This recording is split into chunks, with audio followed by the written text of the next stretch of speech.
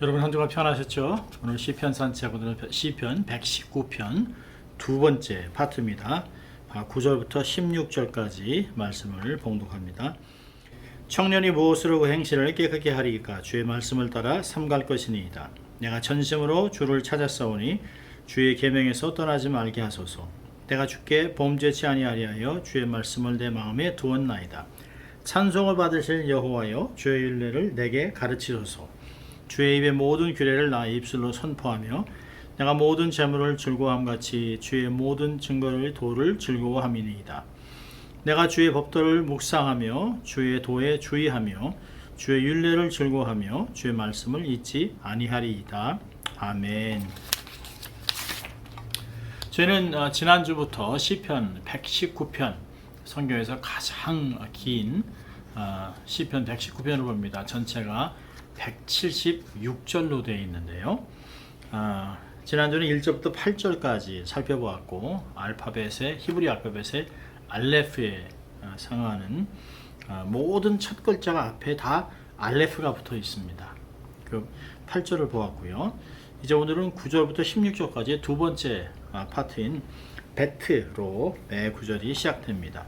이렇게 22개의 히브리 알파벳을 사용하는데요. 주제는 딱 한 가지입니다. 하나님의 말씀입니다. 시편 119편은 말씀을 아주 다양하게 묘사를 하고 있습니다.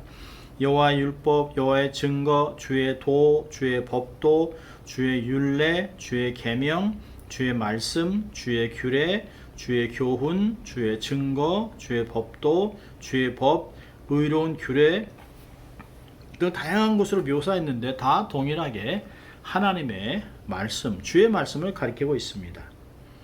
여러분, 오늘 시편 기자는 영혼이 어떻게 깨끗해야 되는 것인가 라는 것을 얘기하면서 사실은 영혼이 깨끗하게 되는 것을 벌써 전제하고 드러나는 행실에 초점을 맞추고 있습니다. 야고보서 3장 11절부터 13절까지 보면 야고보는 나무는 열매를 보면 알 수 있다라고 가르칩니다. 그러면서 13절에 너희 중에 지혜와 총명이 있는 자가 누구뇨? 그는 선행으로 말미암아 지혜의 온유함으로 그 행함을 보일지니라 라고 얘기하고 있습니다. 정말 지혜와 총명이 있다면 그것이 삶에서 증거되어야 된다. 지혜의 온유함으로 선행을 통해서 증거되어야 된다라고 얘기하고 있습니다. 잠언기자도 역시 4장 23절에 생명이 나는 마음을 지키라 라고 이야기하고 있습니다. 저는 구절을 시작하면서 이렇게 얘기합니다. 청년이 무엇으로 그 행실을 깨끗게 하리이까? 주의 말씀을 따라 삼갈 것이다. 여러분, 청년은 가장 아주 사실 왕성할 때입니다. 뭐든지 새롭고 모든 것을 감당할 수 있고 모든 것에 호기심을 갖고 모든 것을 해보려고 합니다.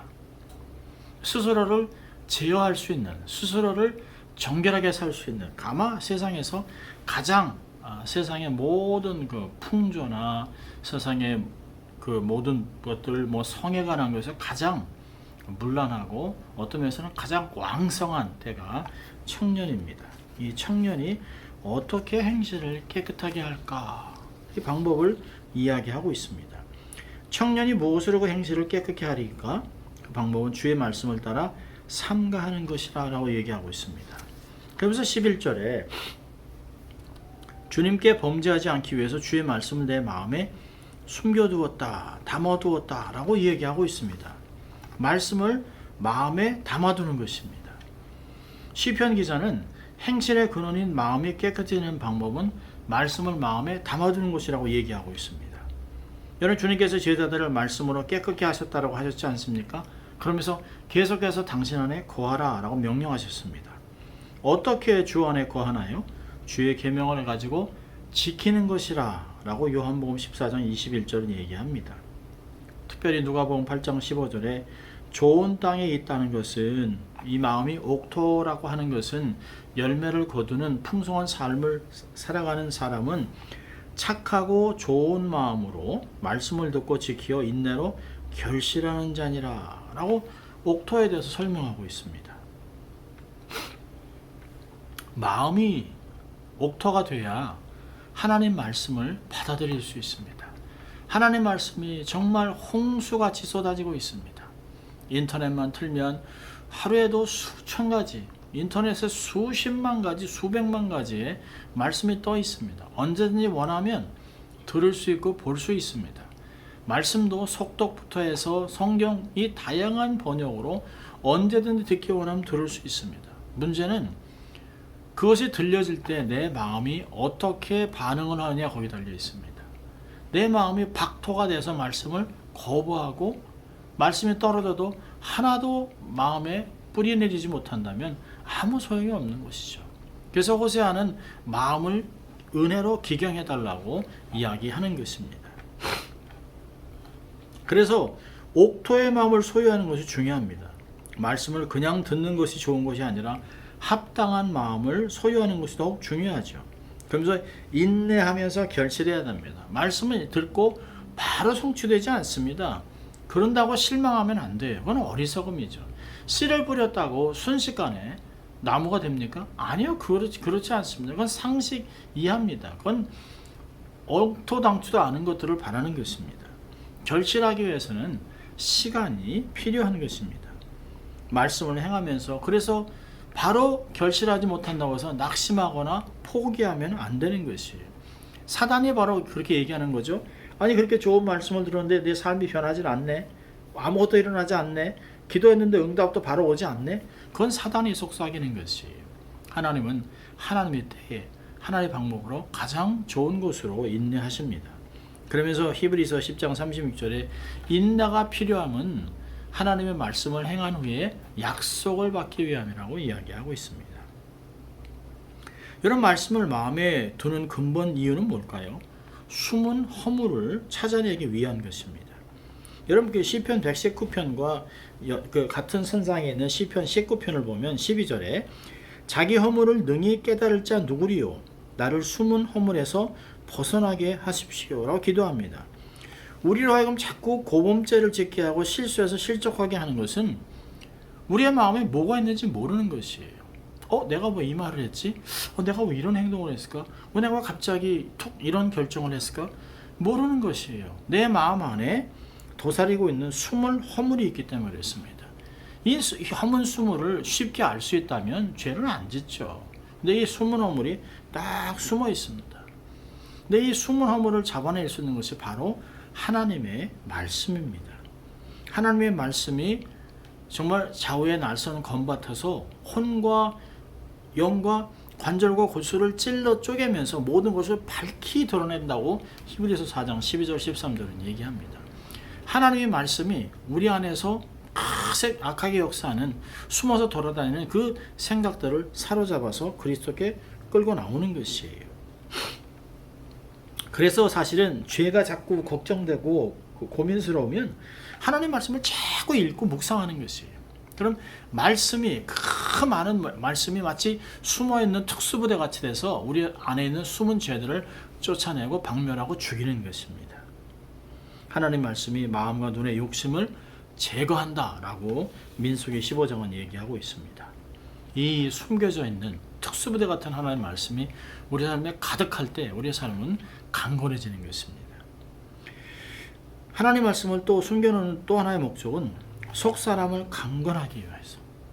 정결한 것도 중요하지만 강건해야 합니다. 그래서 숨은 사람을 단장해서 거룩히 지키기 위해서라고 베드로전서 3장 4절은 얘기하고요. 말씀을 통해서 사실 성령님이 크게 역사하게 되는 것입니다.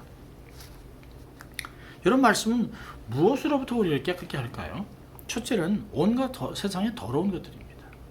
세상에 하나님 말씀으로 전혀 기준에 맞지 않는 기준 이하, 상식 이하 것들을, 그 온갖 더러운 것들을 깨끗하게 하는 것이에요.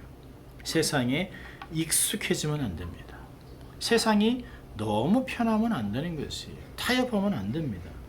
세상에서 썩어질 것들을 버리고 신의 성품에 참여하는 자들이 되어야 합니다. 여러분, 일반적으로 우리가 죄라고 하죠. 죄가 뭘까요? 세상에서 제일 큰 죄는 예수를 믿지 않는 죄예요. 요한복음 16장 8절에 얘기합니다. 또 믿음으로 행하지 않는 것, 로마서 14장 23절에 죄라고 얘기합니다. 선을 알고도 그렇게 행하지 않는 것, 그게 죄라고 야고보 4장 17절 얘기합니다. 교만, 악인의 행동들이 죄라고 성경은 우리에게 구체적으로 가르쳐주고 있습니다. 자, 오늘 본문을 보면 이 시편이 몇 가지 자기의 결단과 자세들을 기도와 함께 섞어서 얘기를 합니다. 첫째로는 자기는 하나님을 전심으로 찾겠다는 거예요. 내가 주를 찾았사오니, 내가 전심으로 주를 찾았사오니. 하나님을 전심으로 찾으면 하나님께서 우리에게 하시는 말씀들이 있습니다. 가리키는 그 하나님의 뜻이 있습니다. 그래서 두 마음을 품지 않게 됩니다. 하나님을 전심으로 찾지 않기 때문에 대충 넘어가기 때문에 하나님의 뜻을 알 수도 없고 긴가민가해서 두 마음을 품고 살아가는 것이에요. 하나님께 또 배우겠다라고 얘기합니다. 내가 하나님 찬송을 받으실 여호와여 주의 율례를 내게 가르치소서. 배우려고 하는 마음 얼마나 좋은지 몰라요.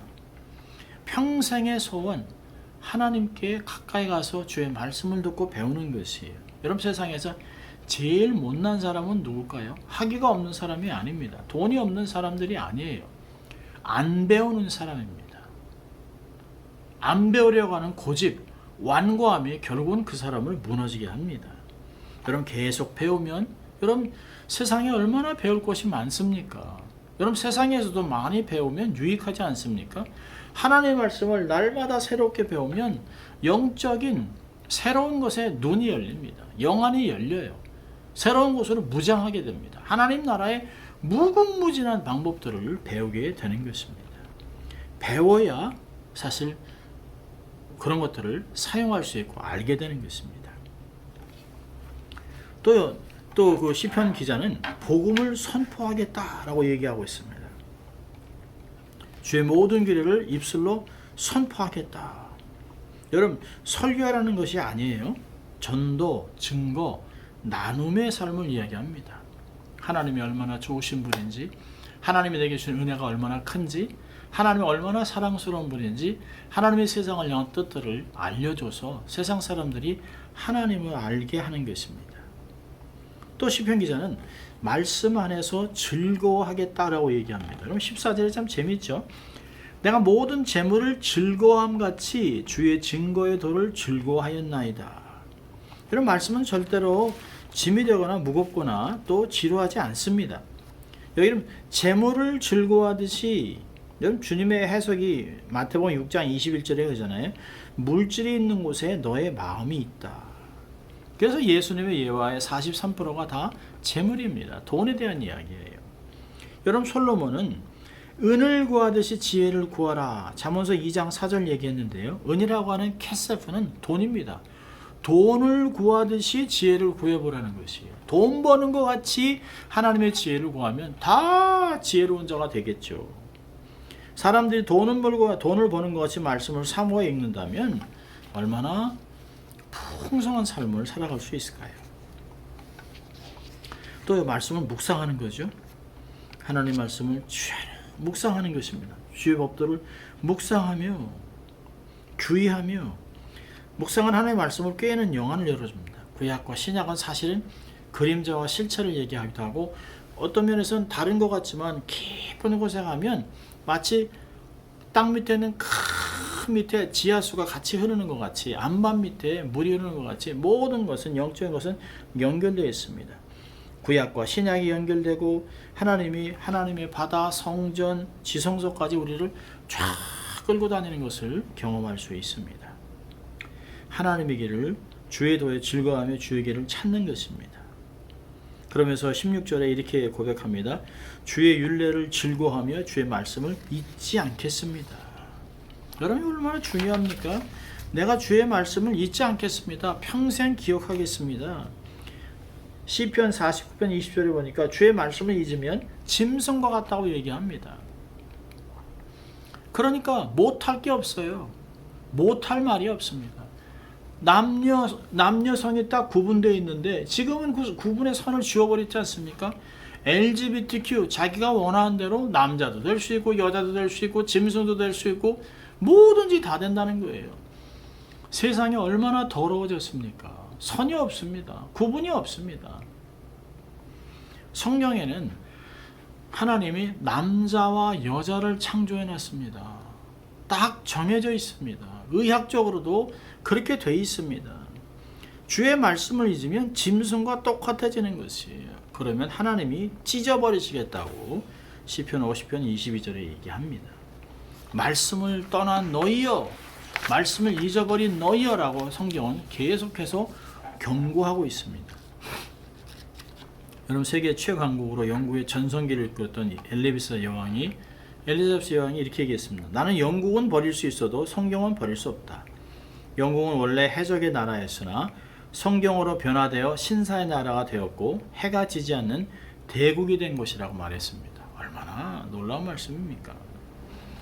또 세계적인 실업가의 장관이면서 평생 주일학교 교사로 유명한 존 워너메이커는 이런 고백을 했습니다. 저는 오늘까지 살아오면서 여러 가지 일에 투자하면서 큰 이익을 남겼습니다. 그러나 제가 투자했던 가장 위대한 투자는 12살 때 이 가족 성경을 산 것입니다. 왜냐하면 이 낡은 성경으로 인해 저의 모든 것이 변했고 이 성경이 현재의 나를 만들었기 때문입니다. 놀랍죠? 얼마나 귀한 간증입니까? 성경은 우리의 삶에 힘을 주고 방향을 가르쳐 줍니다. 성경 말씀을 통해서 하나님은 내게 약속하기도 하시고 또 응답하기도 하고 또 하나님 미래를 알려주기도 하고 나를 거룩하게 하고 하나님의 사람으로 계속해서 만들어가고 더욱 성장하고 성숙해서 열매를 맺는 하나님이 기뻐하는 사람으로 만들어가고 있습니다. 내가 성경 말씀을 가지고 나갈 때 세상 사람들은 나의 진짜 내면을 보게 됩니다. 나를 통해 드러나는 하나님의 나라, 하나님의 성품, 성령의 놀라운 능력들을 보게 됩니다. 평범한 삶을 사는 것 같지만 하나님의 비범한 능력이 우리의 삶을 통해서 막 흘러가는 것입니다. 기적이 나타나기도 하고 위로의 말이 선포되기도 하고 사랑과 비전의 말씀이 예언되기도 합니다. 성경은 그래서 세상에서 나를 왜 존재하는지 그렇게 알려줍니다. 어떤 면에서는 세상에서 무시하는 것 같고 고리타분하게 보일 수 있지만 정말 하나님의 거룩한 백성이라는 것을 결국은 그들은 인정합니다. 성경은 나를 세상 사람들이 두려워할 만한 능력의 사람으로 만들어가고 사단 마귀는 결국 두려워 떨며 떠나게 될 것입니다. 세상이 도무지 감당할 수 없는 그런 사람으로 살아가는 것이죠. 여러분, 오늘 말씀 우리에게 도전합니다. 성령의 말씀으로 영적인 무기를 확보하고 담대하게 어둠을 대적하며 살아가시기 바랍니다. 내면에 숨겨진 말씀으로 날마다 바르고 거룩하고 정결한 삶을 살아내시길 바랍니다. 말씀의 풍성함으로 내면이 감사, 찬송이 넘치는 삶을 살아가시길 바랍니다. 말씀으로 다른 사람을 위로하고 격려하고 하나님의 축복을 흘려보내는 통로의 삶을 살아가는 복된 한 주간 될 수 있기를 주의 이름으로 축원합니다. 기도합니다. 하나님 아버지, 감사합니다. 이 거룩한 말씀, 능력의 말씀, 창조의 말씀을 내 마음에 숨겨두어 우리의 삶이 날마다 정결하게 깨끗하게 되게 하심으로 하나님의 거룩이 우리 삶을 통해 흘러가게 하시고 하나님의 능력이 나타나고 이 땅이 세상이 감당할 수 없는 거룩한 인생 될 수 있도록 세상을 축복하며 살아가는 저희들 될 수 있도록 인도하여 주시옵소서. 감사하고 예수님 이름으로 기도합니다. 아멘. 한 주간 승리하시길 바랍니다.